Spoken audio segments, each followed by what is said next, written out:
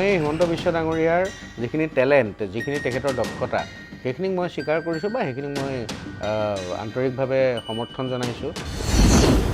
কিন্তু উন্নয়নটো এফালে যেনেকৈ উন্নয়ন কৰিছে, চামুচেৰে দিছে, বেলচা মাৰি নিছে, এনেকুৱা ধৰণৰ কাণ্ড কাৰখানা হৈ আছে।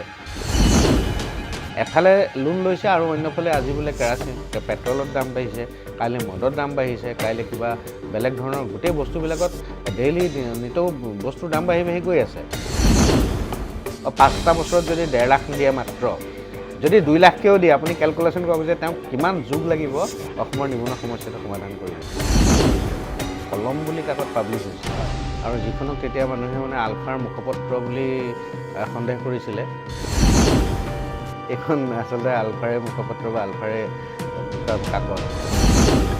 পৰিৱৰ্তন আনিবলৈ হ'লে মানুহ ভিতৰৰ পৰা, মনৰ পৰা পৰিৱৰ্তন হ'ব লাগিব। গানেৰে 5 মিনিটত যিবোৰ কথা ক'ব পাৰি, 1 ঘণ্টা ভাষণতো সিমানবোৰ কথা ক'ব নোৱাৰি।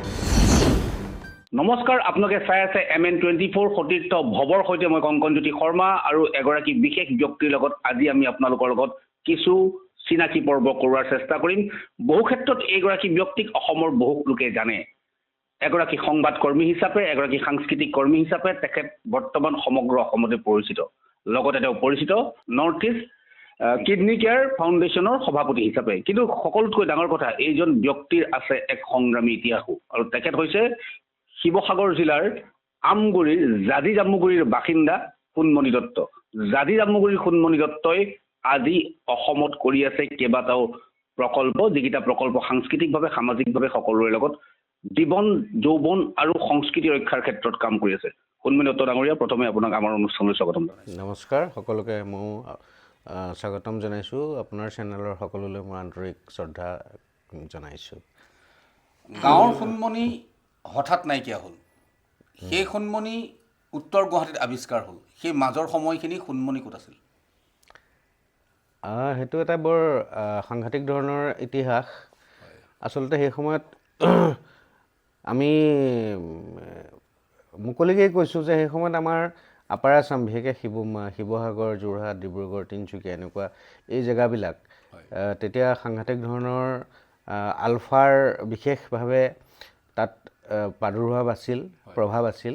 আৰু সেই জেগাবিলাকত তেতিয়া হঠাৎ বজৰং অপাৰেশ্যন আৰম্ভ হ'ল, আৰু আৰম্ভ হোৱাৰ লগে লগে বহুত তাত মানুহৰ মাজত এইবোৰ অত্যাচাৰ আৰম্ভ হ'ল, বহুত কিবা কিবি আৰম্ভ হ'ল। হোৱাৰ লগে লগে মোক ঘৰৰ মানুহেও পৰামৰ্শ দিলে যে ইমিডিয়েট ইয়াৰ পৰা যাব লাগে। গাঁৱৰ মানুহেও ক'লে যে তই থাকিলে ইয়াত আমাক বৰ হাৰাশাস্তি কৰিব, গতিকে ইয়াৰ পৰা তই আঁতৰি দে। সেই বুলি কোৱাৰ কাৰণে মই আচলতে তাৰ পৰা, শিৱসাগৰৰ পৰা তাৎক্ষণিকভাৱে মই গুচি আহিলোঁ, আহি উত্তৰ গুৱাহাটীত থাকিবলৈ ল'লোঁ।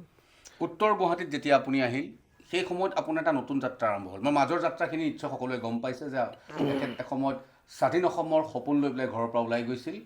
অন্তৰ্ধান হৈছিল সোণমণি আকৌ আৱিৰ্ভাৱ কৰিলে ঘৰৰ মানুহে উত্তৰ গুৱাহাটীৰ এটা প্ৰান্তত। সেই সময়ত সোণমণি দত্ত আৱিষ্কাৰ হ'ল এগৰাকী সংবাদকৰ্মী হিচাপে, হয়নে? হয়। তেতিয়া মই আহি সাংবাদিকতা একচুৱেলি সৰুৰে পৰাই মই লিখা মেলা এইবিলাকত ব্যস্ত আছিলোঁ বা কৰিছিলোঁ। আৰু আমাৰ শিৱসাগৰত তেতিয়া এখন কলম বুলি কাকত পাব্লিছ হৈছিলে, আৰু যিখনক তেতিয়া মানুহে আলফাৰ মুখপত্ৰ বুলি সন্দেহ কৰিছিলে। আৰু তাত বিশেষকৈ আলফাৰে গোটেই বেছিভাগ নিউজবোৰ কভাৰেজ কৰা হৈছিলে। আমাৰ বিশেষকৈ শিৱসাগৰ ৰংপুৰ আঞ্চলিক পৰিষদৰ প্ৰায়বোৰ নিউজেই তাত ওলায়, আৰু বিভিন্ন ধৰণৰ বিভিন্নজনে লিখিছিলে। ভাল, আমাৰ অৰবিন্দ ৰাজখোৱা লিখিছিলে, মিঠিংগা দৈমাৰে লিখিছিলে বা তেনেকৈ লিখিছিলে। সেইকাৰণে কাকতখনক সন্দেহ কৰা হৈছিলে যে এইখন আচলতে আলফাৰে মুখপত্ৰ বা আলফাৰে কাকত, ফাইনেন্সৰ যোগেদি উলিওৱা কাকত। আৰু ময়ো সিমানবোৰ কথা জনা নাছিলোঁ। মই জাষ্ট এডিটৰ হিচাপে মোক দায়িত্ব দিছিলে, গতিকে মই এডিটিং কৰি দিছিলোঁ। গতিকে সেইভাগে এডিট কৰি পেলাই কলমখন কৰাৰ পাছত তাৰ পৰা ইয়াতে আহিলোঁ। গুৱাহাটীত অহাৰ পিছত মোৰ লগত যোগাযোগ হ'ল নিবাৰণ বৰা ছাৰৰ লগত। আহি পেলাই সেই নিবাৰণ বৰা ছাৰক লগ পাই ছাৰে মোক লৈ আহিলে মাটিৰ মানুহ বুলি কাকত এখনৰ ওচৰলৈ। তাত আহি পেলাই মাটিৰ মানুহ আকৌ মই সম্পাদনাৰ লগত জড়িত হ'লোঁহি। হোৱাৰ লগে লগে সেইখনো যে তেনেকুৱা বিভিন্ন ধৰণৰ সংগ্ৰামী চিন্তা চেতনাৰে আগবঢ়া কাকত আছিলে, গতিকে সেইখনতো মোৰ জড়িত হোৱাৰ পাছত মানুহে আকৌ মোক সন্দেহৰ চকুৰে চাবলৈ ল'লে। তাৰ পাছত মই বিভিন্ন কাকত আলোচনীত অংশগ্ৰহণ কৰিলোঁ। আজি কাকতত ষ্টাফ ৰিপৰ্টাৰ হিচাপে জইন কৰিছিলোঁ, তেতিয়া অজিত ভূঞা দা আছিলে, অজিত দা, প্ৰকাশ মহন্ত দা, এনেকৈ এইখিনি আছিলে। হঠাৎ মোক আজি কাকতত কাম কৰি থাকোঁতেই মোক হঠাৎ আকৌ মোক মানে এৰেষ্ট কৰি লৈ মই ধৰি পেলাই উঠাই লৈ গ'ল গুপ্ত ঘাতকে, নি পেলাই মোক বহুত অত্যাচাৰ কৰিলে। কৰি পেলাই মোক সুধিছিলে, তই আলফাৰ চৌধুৰীৰ PSO, তই ক'ত, বিভিন্ন ধৰণৰ এনেকুৱা আলফা সম্পৰ্কীয় প্ৰশ্ন সুধি ব্যতিব্যস্ত কৰিছিলে। আৰু তেতিয়াও সেই মোক আলফা বুলিয়ে সন্দেহ কৰি পেলাই বিভিন্ন অত্যাচাৰ কৰা হ'ল। তাৰ পাছতে আকৌ মই প্ৰতিদিন কাকতত জড়িত হ'লোঁ। সেই প্ৰতিদিনত জড়িত হওঁতে মানে এইটো এটা আচৰিত কথা। মই প্ৰশ্নটো সুধিম আপোনাক যে প্ৰতিদিন কাকতত আপুনি জড়িত হ'ল, প্ৰতিদিন কাকতত বোধহয় উত্তৰ গুৱাহাটীৰ সংবাদ হিচাপে আপুনি জড়িত হ'ল। হঠাৎ পৰাগ দাসৰ হত্যা হ'ল আৰু সেই হত্যাৰ প্ৰথম অভিযুক্ত হিচাপে আপোনাক অভিযোগ কৰা হৈছিল, কথাটো কিমান দূৰ সত্য? সেইটোৱে আচলতে সেই সময়ত অসমৰ চাৰিওফালে এটা সাংঘাতিক ধৰণৰ জাগৰণ সৃষ্টি হৈছিলে। মই পৰাগদাৰ লগত বুধবাৰ কাকতত জড়িত হৈ আছিলোঁ। তাৰপাছতে বিভিন্ন ধৰণে তেখেতৰ লগত সহযোগ কৰিছিলোঁ। প্ৰতিদিন কাকতত আহি একেলগে আমি সংবাদ সেৱা কৰিছিলোঁ। কৰি থকাৰ সময়তে মই তেতিয়া উত্তৰ গুৱাহাটীত সাংবাদিক সন্থাও প্ৰতিষ্ঠা কৰিছোঁ, প্ৰথম। উত্তৰ গুৱাহাটীৰ প্ৰথম সাংবাদিক সন্থাৰ মই জেনেৰেল ছেক্ৰেটাৰী আছিলোঁ। আৰু প্ৰতিষ্ঠা কৰাৰ পাছত হঠাৎ মোক এই পৰাগ দাসৰ হত্যাকাণ্ডৰ লগত জড়িত বুলি মোক এৰেষ্ট কৰি লৈ আহিলে। ইফালে মই পৰাগ দাক একেবাৰে শ্মশানলৈ নিয়াৰ পৰা এইখিনি গোটেই বিষয়খিনিত মই ধুনীয়াকৈ সহযোগ কৰিছিলোঁ। পাছত সেয়া আৰু মোক নি এৰেষ্ট কৰি পেলাই নি পাণবজাৰ থানাত ৰখা হ'ল। তাৰপৰা বিভিন্ন ধৰণৰ প্ৰশ্ন কৰা হ'ল। তেতিয়া SP আছিলে আমাৰ কুলধৰ শইকীয়া ছাৰ। গতিকে শেষত মানে কি, মানুহক আচলতে সেই সময়ত মানুহবিলাক ইমান উত্তেজিত হৈছিলে, মানুহক কেৱল ঠাণ্ডা কৰি ৰাখিবৰ কাৰণে কাৰোবাক ধৰি নি পেলাই দেখুৱাব লাগে, তেনেকুৱা এক সন্দেহৰ ভিত্তিতে আচলতে মোক লৈ যোৱা হৈছিলে। মোক আৰু লখিমপুৰৰ আৰু এজন যুৱকক আমাক উত্তৰ গুৱাহাটীৰ পৰা এনেকৈ ধৰি অনা হৈছিলে। পাছত একো প্ৰমাণ নাপাই পেলাই, একো ধৰণৰ কিবা নাপাই আমাক এৰি দিলে। প্ৰশান্ত দত্ত তেতিয়া এডিশ্যনেল SP আছিলে, তেওঁ বিভিন্ন ধৰণৰ কিবা অলপ টৰ্চাৰো কৰিলে, অত্যাচাৰ কৰিলে, কৰি বিভিন্ন ধৰণে কিবা কথা উলিয়াব বিচাৰিছিলে, কিন্তু তেওঁ একো নাপায়। লাষ্টত শেষত আমাক এৰি দিলে। এই পৰ্যায়টো গ'ল, সংগ্ৰামী ইতিহাসটো গ'ল, তাৰ আপোনাৰ সাংবাদিকতাৰ জীৱনো আপোনাৰ প্ৰায় চেগাচোৰকে চলিল, কিন্তু হঠাৎ সোণমণি দত্তক আৱিষ্কাৰ কৰিলে মানুহে এগৰাকী সাংস্কৃতিক কৰ্মী হিচাপে। সাৰেগামা সুৰ বাহিনীৰ দৰে মিউজিকেল বেণ্ড আপুনি অসমত প্ৰতিষ্ঠা কৰিলে। কাৰেংঘৰ থিয়েটাৰৰ দৰে ভ্ৰাম্যমান থিয়েটাৰৰ আপুনি প্ৰযোজক হ'ল। সেই যে আপোনাৰ ইউটাৰ্ণটো, সেই ইউটাৰ্ণটোৰ পাছতেই প্ৰকৃততে আপোনাৰ জীৱনৰ এটা গতি ল'লে বুলি আপুনি ভাবেনে?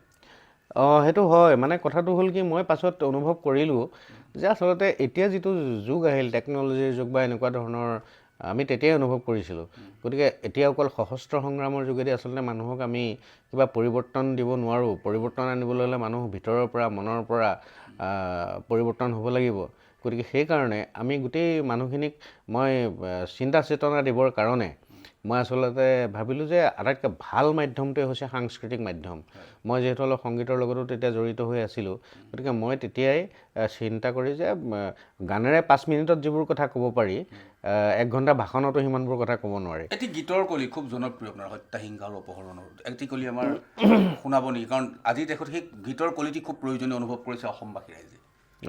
আচলতে মোৰ হাৰ্টত 10টামান ব্লকেজ আছে আৰু মই বহুদিন গান গোৱা নাই। আৰু মই আপুনি গম পাইছে চাগে, মই কিডনী পেচেণ্ট, মোৰ 2টা কিডনী বিকল। আজি মই প্ৰায় 4.5 বছৰ ধৰি পেলাই ডায়েলিচিছ কৰি আছোঁ।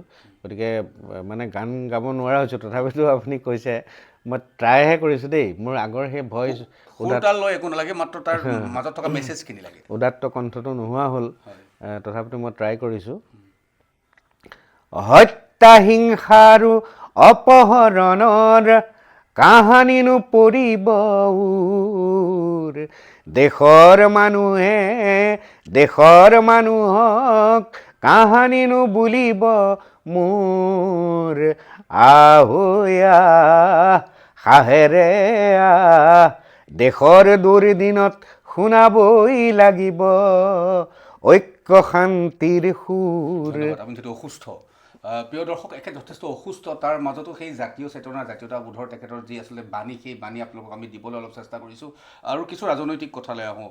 পৰৱৰ্তী সময়ত আমি দেখিলেও যে সংযুক্ত মুক্তি বাহিনী অসমৰ পৰা এটা ফৈদ ফালি আহিল, তেওঁলোক আলোচনাৰ মাধ্যমলৈ আহিল।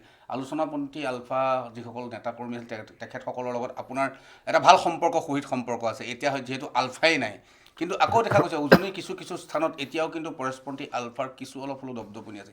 সেই যে ল'ৰাখিনি গৈছে, কিহৰ কাৰণে গৈছে? কাৰণ অসমত এতিয়া চাৰিওফালে কিন্তু উন্নয়ন, ডক্টৰ হিমন্ত বিশ্ব শৰ্মাৰ নেতৃত্বত যথেষ্ট উন্নয়ন হৈছে, ৰাইজে চাকৰি পাইছে, সংযোগ দিল্লীৰ যোনটো বঞ্চনাৰ কথা আগতে কোৱা হয়, সেই বঞ্চনা কিন্তু এতিয়া নাইকিয়া হ'ল। তাৰ পাছতো জাকে জাকে ল'ৰা আকৌ হাবিলৈ যোৱাৰ কাৰণটো কি? আচলতে চাওক, এতিয়া বহুত ল'ৰাবোৰ হতাশ, দিকভ্ৰান্ত। আমাৰ প্ৰত্যেক বছৰে MA, MSc, MCom, MBA প্ৰত্যেক বছৰে ল'ৰা ছোৱালীবোৰ ওলাই আছে, কিন্তু সেইমতে সংস্থাপন নাই। আৰু ল'ৰা ছোৱালীবোৰ যেতিয়া সংস্থাপন নাথাকে, তেওঁলোক আচলতে দিকভ্ৰান্ত হয়, তেওঁলোক মিছগাইড হয় আৰু মিছলিড হয়। গতিকে সেই মুহূৰ্তত যদি সিহঁতক কোনোবাই উত্তেজিত কৰে, সিহঁতক যদি কোনোবাই বেলেগ ধৰণে কিছুমান পাঠ পঢ়াই দিয়ে, তেতিয়াহ'লে বহুতে চিন্তা চেতনা বা বহুতৰ গভীৰ চিন্তা চেতনা নোহোৱাৰ কাৰণে অৱশেষত লাষ্টত গৈ এনেকুৱা ধৰণৰ পথলৈ বহুত গুচি যায়। কিন্তু মই নাভাবোঁ এতিয়া AIৰ দিনত, AIৰ যুগত এই এনেকৈ পৰেশ বৰুৱা ডাঙৰীয়াই যিখন সংগ্ৰামৰ পাতনি মেলি যিটো যিবিলাক কৰি আছে, এইবিলাকে যে অসমখনলৈ কিবা সুস্থিৰ কিবা আনিব, আমি সেইটো কেতিয়াও নাভাবোঁ। গতিকে কোনোবাই কিবা কৰি আছে, তেওঁলোকে নিজৰ লক্ষ্য আদৰ্শ উদ্দেশ্যলৈ কিবা কৰি আছে। আমি সেইবোৰ দেখিলোঁ, কি হ'ল কি নহ'ল। ইমানবোৰ 22,000 ল'ৰা মৰাৰ পিছত অসমখনলৈ কি পৰিৱৰ্তন আহিল গোটেই অসমবাসী ৰাইজে দেখিছে। গতিকে পৰেশ বৰুৱা ডাঙৰীয়াই এইবোৰ আমাক সঁচাকৈ এটা শক্তি লাগে। কিন্তু অসমৰ গোটেই জাতিটোৰ ৰক্ষাৰ কাৰণে, গোটেই জাতিটোক অকণমান সাহস দিবলৈ আমাক এটা একচুৱেলি তেনেকুৱা গ্ৰুপ এটা লাগে। বা বহিৰাগতৰ মানুহেই হওক বা বাহিৰৰ মানুহে আহি পেলাই যিদৰে আমাক গ্ৰাস কৰিছে, এইবিলাকত এটা ধমকি দিবলৈ আমাক এটা গ্ৰুপ লাগে, আমাক এটা শক্তি লাগে। কিন্তু সেই শক্তিটো এনেকুৱা ধৰণৰ হ'লে আচলতে নহ'ব। কাৰণ আমি মানসিকভাৱে আমি সুস্থ হ'ব লাগিব, আমি টেকন'লজিৰ সৈতে মোকাবিলা কৰিব জানিব লাগিব। গোটেই পৃথিৱীখন যিটো গতিত এতিয়া আগবাঢ়িছে চাৰিওফালে, সেই গতিটোৰ কথা আমি ভালকৈ বুজিব লাগিব, অনুধাৱন কৰিব লাগিব। গতিকে সময়ৰ গতিৰ লগত আমি আগবাঢ়িব লাগিব। যিহেতু নিৰ্বাচন হৈ গ'ল, এটা সময়ত সাংবাদিকতাৰ লগত জড়িত আপুনি, এই নিৰ্বাচনত আপুনি কি দেখিলে? প্ৰাপ্তি নে আৰু প্ৰাপ্তিৰ দিশে অসমীয়াবাসী আগবাঢ়িব লাগিব? আচলতে এইবোৰ পলিটিকেল গোটেই কাৰবাৰটোৱেই আপুনি দেখিছে ইমান বছৰৰ পৰা। এইবোৰ মিছা কথা নকওঁ যে হিমন্ত বিশ্ব শৰ্মা ডাঙৰীয়াই যথেষ্ট উন্নয়ন কৰিছে, কিন্তু উন্নয়নটো এফালে যেনেকৈ উন্নয়ন কৰিছে, এই আমাৰ হিমাংশু দাকে কোৱাৰ দৰে চামুচেৰে দিছে, বেলচা মাৰি নিছে, এনেকুৱা ধৰণৰ কাণ্ড কাৰখানা হৈ আছে। গতিকে পলিটিকেল গোটেই কাৰবাৰটো অলপ বেলেগ ধৰণৰ। সেইটো হ'ল, আজি আপুনি চাওক, আমাক যদিওবা এইবোৰ অৰুণোদয় দিছে, কিবা দিছে, বিভিন্ন স্কিম, গোটেই বস্তুখিনি লোন লৈ পেলাই কৰা হৈছে। আৰু লোনত গোটেই জাতিটো, গোটেই অসমখন এনেকুৱাকৈ ডুব খাই গৈছে। এফালে লোন লৈছে আৰু অন্যফালে আজি বোলে পেট্ৰলৰ দাম বাঢ়িছে, কাইলৈ মদৰ দাম বাঢ়িছে, কাইলৈ কিবা বেলেগ ধৰণৰ গোটেই বস্তুবিলাকত ডেইলি নিতৌ বস্তুৰ দাম বাঢ়ি গৈ আছে। গতিকে যিখিনি সাধাৰণ মানুহ, একেবাৰে কাম কৰি খোৱা মানুহ, তেওঁলোক জীয়াই থাকিব পাৰিব, আৰু একেবাৰে 100% যিখিনি ধনী মানুহ, সিহঁত জীয়াই থাকিব পাৰিব। এই মধ্যবিত্তৰ শ্ৰেণীৰ মানুহখিনি জীয়াই থকাটো সাংঘাতিক এটা ষ্ট্ৰাগল হ'ব, ভয়ংকৰ। হ'লেও আপুনি যিটো নিবনুৱা সমস্যাৰ কথা ক'লে, নিবনুৱা সমস্যাৰ ক্ষেত্ৰত হিমন্ত বিশ্ব শৰ্মাই যথেষ্টখিনি নিযুক্তি দিছে, নিকা নিযুক্তি দিছে। আমি নিকা বুলি এইটো কাৰণে ক'ব, বহুত দুখীয়া ঘৰৰ ল'ৰাই চাকৰি পাইছে, তাত কোনো এখন তামোলো খুৱাবলগীয়া নহয়। আমি নিজে বাতৰি কৰিছোঁ, প্ৰত্যক্ষ কৰিছোঁ। দ্বিতীয় কথাটো হ'ল যোগাযোগৰ ক্ষেত্ৰত, যাতায়াতৰ ক্ষেত্ৰত আজি অসমৰ বিভিন্ন গাঁৱে ৰাস্তা ঘাট কিন্তু উন্নতি হৈছে। বানপানীৰ সমস্যা অলপ হ'লেও কমিছে। মূল্যবৃদ্ধিৰ কথা আপুনি যিটো কৈছে, সেই মূল্যবৃদ্ধি যেতিয়া কথাটো সোধা যায়, সময় পৰিৱৰ্তনশীল সময় ব্যৱস্থাত কিছু পৰিৱৰ্তন হ'ব, এই কথাটো অকণমান একচেপ্ট কৰিব নোৱাৰিনে বাৰু? নহয়, একচেপ্ট কৰিব পাৰি। মই হিমন্ত বিশ্ব ডাঙৰীয়াৰ যিখিনি টেলেণ্ট, যিখিনি তেখেতৰ দক্ষতা, সেইখিনিক মই স্বীকাৰ কৰিছোঁ বা সেইখিনিক মই আন্তৰিকভাৱে সমৰ্থন জনাইছোঁ। তেখেতে কিছুমান অতি গুৰুত্বপূৰ্ণ কাম মানে একদম কলিজা থকা মানুহৰ দৰে কৰিছে, সেইটো কোনো মুখ্যমন্ত্ৰীয়ে কৰিব পৰা নাছিল। গতিকে তেখেতে সেইখিনি যথেষ্ট ভাল কিবা কৰিছে। বিশেষকৈ উচ্ছেদ প্ৰসংগতেই কৈছোঁ মই যে সেইটো সমৰ্থনযোগ্য, যে যোনেই নহওক, এইটো অকল মিয়া বুলিয়েই নহয়, যোনেই বন্যভূমিত যোনেই মানে অবৈধভাৱে বেদখল কৰি আছে, তেওঁলোকক উঠাব লাগে তাৰ পৰা। সেইটো গোটেই অসমৰ সকলোৱেই সেইটোক ছাপোৰ্ট কৰে। কিন্তু কথা হৈছে, আপুনি চাব যে আমাৰ উন্নয়ন উন্নয়নো হৈছে, মই নাই হোৱা বুলি নকওঁ, উন্নয়নো চাৰিওফালৰ পৰা উন্নয়ন হৈছে আৰু হ'ব চাগে এইবাৰ তেখেতে আৰু এতিয়া আজি কালিৰ ভিতৰতে যিখিনি কথা কৈছে মই জনামতে তেখেতে অসমলৈ এটা সাংঘাতিক বিপুল পৰিৱৰ্তন এটা আনিব, সেইটো ময়ো আশাবাদী বা আনক আমি ভাল পাইছোঁ।